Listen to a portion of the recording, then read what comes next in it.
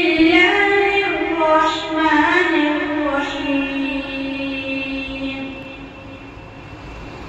إن المتقين في ظلال وعيون وفواكه مما يشتهون كلوا واشربوا هنيئا بما كنتم تعملون إنا كذلك نجزي المحسنين ويل يومئذ للمكذبين كلوا وتمتعوا قليلا إنكم مجرمون ويل يومئذ للمكذبين وإذا قيل لهم اركعوا لا يركعون ويل يومئذ للمكذبين فبأي حديث بعده يؤمنون بسم الله الرحمن الرحيم قل أعوذ برب الناس ملك الناس إله الناس من شر الوسواس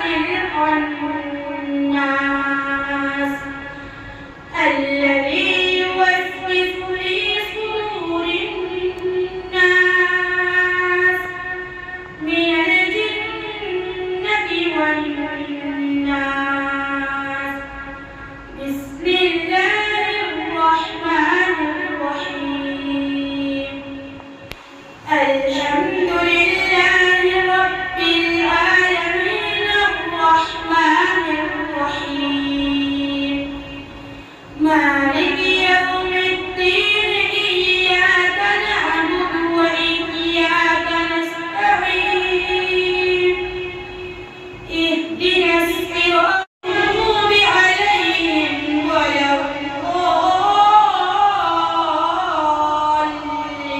الضالين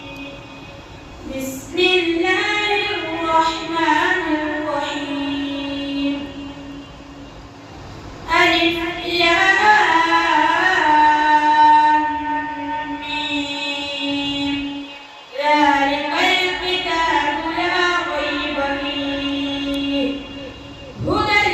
للمتقين الذين يؤمنون بالغيب ويقيمون الصلاة ومما رزقناهم ينفقون والذين يؤمنون بما أنزل إليك وما أنزل من قبلك وبالآخرة هم يوقنون أولئك على هدى من ربهم وأولئك هم المفلحون آمنوا